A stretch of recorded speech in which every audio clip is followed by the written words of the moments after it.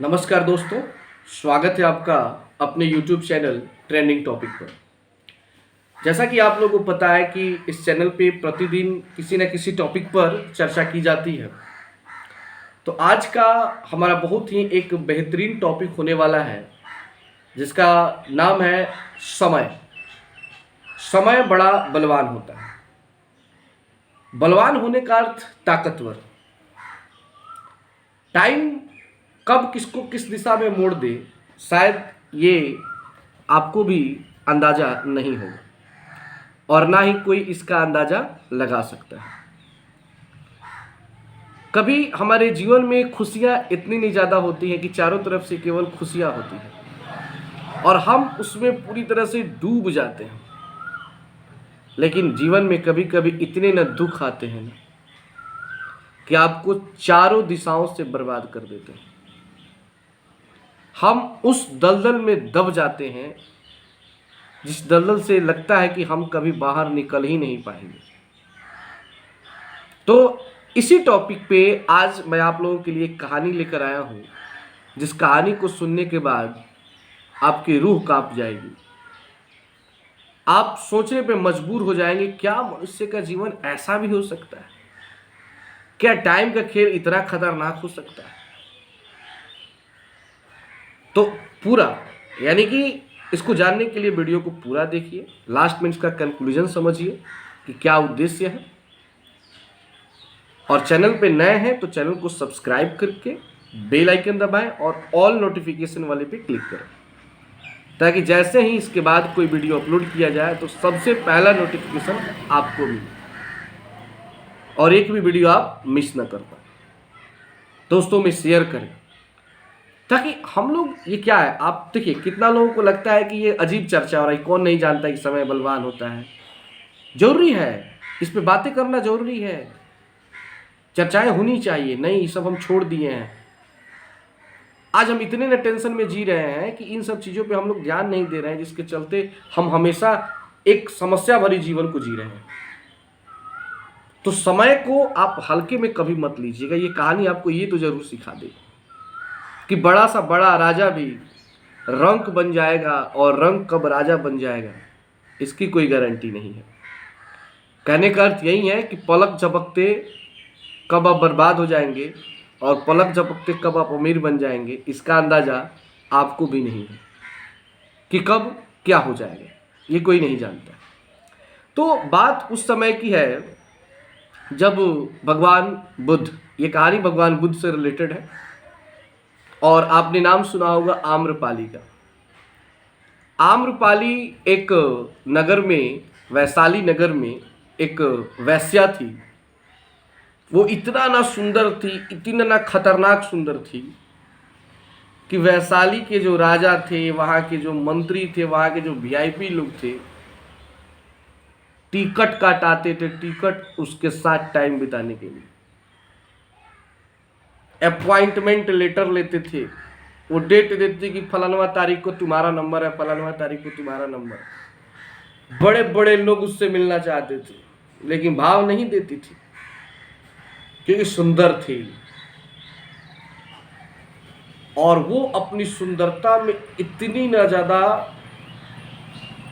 ज्यादा घमंड करती थी कि उसे लगता था कि मेरी जो जवानी है, मेरी जो ये सुंदरता है, कभी समाप्त नहीं होगा और मेरे पास लोग ढहे मरे पड़े रहेंगे हमेशा। लेकिन उसे पता नहीं है कि आज जो हमारा ये चेहरा दिख रहा है, ये कब बूढ़ा हो जाएगा, कब हम समाप्त हो जाएंगे, किसी को पता नहीं है। लेकिन क्या है, जब तक हम लोग जवान हैं तब तक लगता है कि यार आई एम द पावर, मेरे पास शक्ति है, मैं ही सब कुछ हूं। लेकिन समय आपको सिखाता है कि आप सब कुछ नहीं है। आपके बाद भी आने वाले लोग, आने वाली पीढ़ी है, आप सब कुछ नहीं है। आम्रपाली को भी यही भूल थी कि वो बहुत बड़ा है। उसकी सुंदरता, उसकी जवानी पे लोग मरते रहेंगे, लोग ढहते रहेंगे। उसी टाइम में भगवान बुद्ध एक बार वैशाली में अपने शिष्यों के साथ कुछ समय के लिए निवास किए, कुछ दिन तक रहे। तो आम्रपाली को पता चला कि कोई गौतम बुद्ध है, भगवान बुद्ध है, जो बड़े ही सुंदर हैं, क्योंकि भगवान बुद्ध बहुत ही सुंदर थे, नौजवान हैं, 29 वर्ष की उम्र में घर छोड़ दिए थे। 29 वर्ष की उम्र में उन्होंने घर छोड़ा था ज्ञान की प्राप्ति के लिए। तो ये सोची, सुंदर है, नौजवान है, और मेरे पास अभी तक नहीं आया वैशाली में आकर, ये कैसे हो सकता है? हर इंसान की इच्छा है कि आम्रपाली को मैं पाऊं, उसके साथ समय बिताऊं। वो खुद गई भगवान बुद्ध के पास और जाकर बोली, एक बार सेवा का मौका हमें भी दे, एक बार आप मेरे महल में आए और मेरे साथ वक्त बिताए। भगवान बुद्ध तो बड़े ही नम्र स्वभाव के व्यक्ति थे, बोले जरूर, बिल्कुल आएंगे, लेकिन अभी नहीं। सही समय आने पे मैं खुद तुम्हारे पास आऊंगा, लेकिन अभी नहीं। इस बात पर आम्रपाली को गुस्सा आ गया, बोली कि मुझे पाने के लिए, मेरे साथ समय बिताने के लिए लोग मरते हैं, लाइन लगा लगा के लोग बैठे रहते हैं, और आप कह रहे हैं कि आप हमारे साथ नहीं चलिएगा। भगवान बुद्ध बोले, समय आने पे मैं जरूर आऊंगा। मैंने कहा ना, समय की गति कोई नहीं जानता है, कब करवट ले ले, कब बदल जाए। समय बीतता गया, समय बीतता गया, और वैशाली के राजा को एक दिन पता चला कि आम्रपाली किसी और राजा के साथ अपना समय बिता रही है। तो उनको दुख लगा दिल पर, अरे मेरे राज्य में रहने वाली वेश्या मेरे साथ समय नहीं बिताई, किसी और के साथ समय बिताई, और उसे उस राज्य से निकाल दिया। राज्य से निकाला गया तो जिसके साथ समय बिताती थी वो भी कुछ दिन के बाद उससे अपने साथ से हटा दिया, क्योंकि उसका उम्र ढल चुका था, ये जो चमड़ा था वो लटक चुका था, अब वो सुंदर नहीं दिखती थी। जहां भी जाती लोग थू थू करके उसको अपने गांव से भगा देते, क्योंकि आपको पता है वैश्या को कोई अपनाना नहीं चाहता है, सब कोई उसके साथ रहने की इच्छा जाहिर करते हैं। ऑर्केस्ट्रा आप लोग देखे होंगे, ऑर्केस्ट्रा जब होता है टाली पे तो पीछे उसके नीचे खूब डांस करते हुए लोग जाएंगे, उसके साथ नाचने का प्रयास करते हैं, मारा मारी या कपड़ फरोगल भी कर लेते हैं।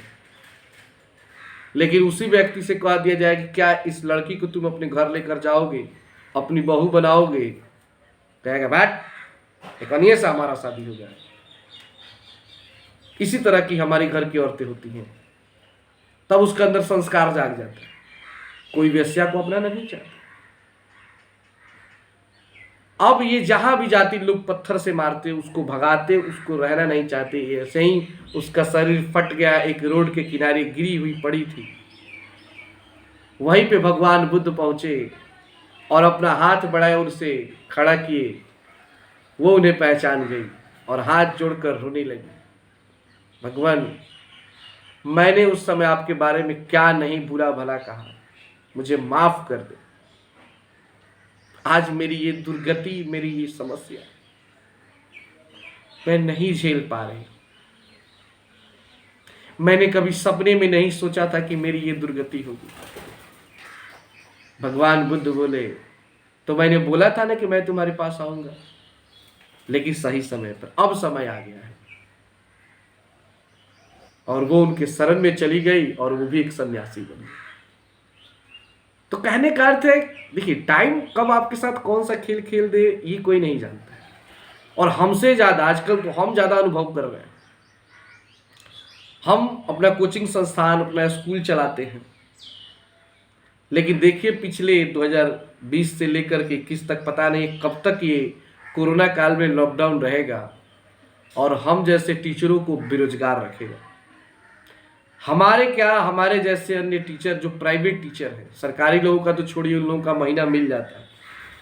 जो प्राइवेट टीचर है, जो ट्यूशन स्कूल पढ़ा के अपना काम चलाते थे, सोचिए आज कितनी महामारी बीत रही है। कि सच बता रहे हैं। कभी कभी मन कर रहा है ना कि फांसी लगा ले, क्योंकि जब हम लोग खाना खाने बैठते हैं ना बाबू, तो लगता है कि ये खाना हराम का खाना है, ये जबरदस्ती किसी तरह बिना कमाई के खाना है, और हम लोग बिना काम किए दिन भर खा रहे हैं। दिल फट जाता है। सपने में भी कभी हम लोगों ने नहीं सोचा था कि ये दिन देखना पड़ेगा कि स्कूल भी कभी बंद होगा, जिससे हमारा परिवार, हम खुद चलते थे। तो समय कोई नहीं जानता आपके साथ कौन सा खेल खेल दे। इसलिए जब समय हो, जब भी जीवन में समय हो, तो अपने आप पे घमंड न करें और ये प्रदर्शित न करें कि आप जो है आप ही हैं, आपके जैसा कोई नहीं हो सकता। समय करवट कभी भी ले सकता है। तो सबके साथ आपका जो संबंध है वो जरूर अच्छी रखनी चाहिए, और बुरा समय आए तो भी बर्दाश्त करना चाहिए, जैसे कि आजकल हम लोग कर रहे हैं। तो बस यही आज का टॉपिक था कि समय के आगे कोई नहीं होता है, आप और हम लोग। वीडियो अगर अच्छा लगे तो आप लोग कमेंट जरूर कीजिए, आप अपना राय दे सकते हैं। और जिस टॉपिक पर आप सुनना चाहते हैं, अगर आपको लगता है कि इस टॉपिक पे कोई वीडियो बनना चाहिए, उस टॉपिक को कमेंट बॉक्स में लिखिए, मैं उस टॉपिक पर भी वीडियो बनाऊंगा। धन्यवाद।